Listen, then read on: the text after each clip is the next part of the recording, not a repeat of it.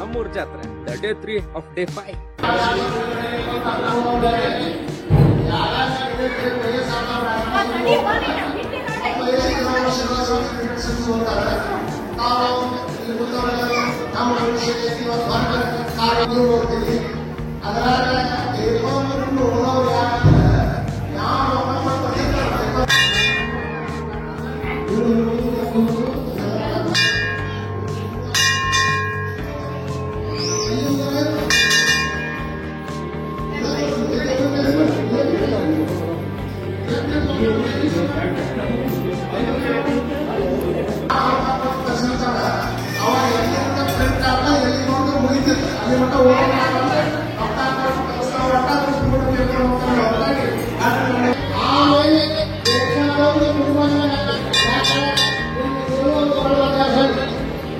ಹೆಂಗ ಹಿತ ಅನ್ನಿಸ್ತದಲ್ಲ ಹಂಗ ಅಭಿನವ ಮೃತ್ಯುಂಜಯ ಸ್ವಾಮಿಗಳವರ ಪ್ರವಚನ ಅಂದ್ರೆ ಎಲ್ಲರ ಮನಸ್ಸಿಗೂ ಎಲ್ಲ ಸಮಸ್ಯೆಗಳಿಗೂ ಸಾರ್ವಕಾಲಿಕವಾಗಿ ಉತ್ತರವನ್ನು ನೀಡಬಲ್ಲಂತ ಒಬ್ಬ ಸಮರ್ಥ ಗುರು ಅಂದ್ರೆ ಅದು ಅಭಿನವ ಮೃತ್ಯುಂಜಯ ಮಹಾಸ್ವಾಮಿಗಳವರನ್ನು. ಹಾಗೆ ಅವರ ಪ್ರವಚನ ಬಹಳ ಅರ್ಥಪೂರ್ಣವಾಗಿರುವಂತದ್ದು, ಅವರಿಗೆ ಇನ್ಸ್ಪೈರ್ ಮಾಡುವಂತ ಶಕ್ತಿ ಇದೆ.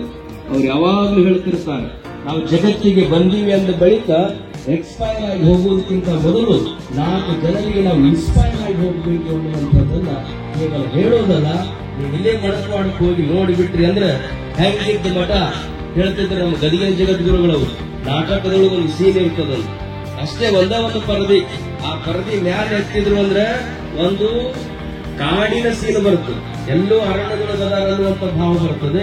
ಆ ಪರದೆ ಕೆಳಗೆ ಬಿಟ್ಟು ಅಂದ್ರೆ ಮುಂಬೈದೊಂದು ಸೀನ್ ಹೆಂಗ ಏಕದಂ ಬಂದು ಕೂಡ್ತದಲ್ಲ, ಹಂಗ ಸಣ್ಣದಾಗಿರುವಂತ ಮಣಕವಾಡ, ಸಣ್ಣ ಕುಗ್ರಾಮ ಅನ್ನುವಂತ ಮಣಕವಾಡವನ್ನು ಇವತ್ತು ಹೋಗಿ ನೋಡ್ಬಿಟ್ರೆ ಅಂತಾರಾಷ್ಟ್ರೀಯ ಮಟ್ಟದಲ್ಲಿ ನಮ್ಮ ಮಕ್ಕಳು ಬೆಂಗಳೂರು ಡೆಲ್ಲಿ ಅನ್ನುವಂತ ಪಟ್ಟಣಕ್ಕೆ ಹೋಗಿ ಶಾಲೆ ಕಲಿಯೋದಲ್ಲ, ಅಂತ ಬೆಂಗಳೂರು ಡೆಲ್ಲಿಯ ಶಿಕ್ಷಣವನ್ನ ಸಣ್ಣದಾಗಿರುವಂತ ಮಣಕವಾಡದೊಳಗೆ ಕೊಡುವ ವ್ಯವಸ್ಥೆ ಮಾಡ್ಯಾರಂದ್ರೆ ಅವ್ರ ವಿಷನ್ ಎಷ್ಟು ದೊಡ್ಡದಿದೆ ಅನ್ನೋದನ್ನ ನೀವೆಲ್ಲರೂ ನೋಡಬೇಕು, ಆನಂದಿಸಬೇಕು. ಅಂತ ಪೂಜ್ಯರ ಪ್ರವಚನ ಅವ್ರದ್ದು.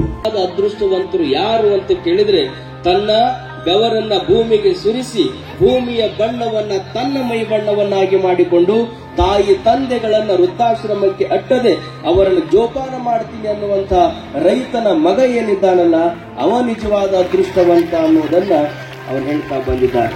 ರೈತರ ಮಕ್ಕಳು ಯಾರು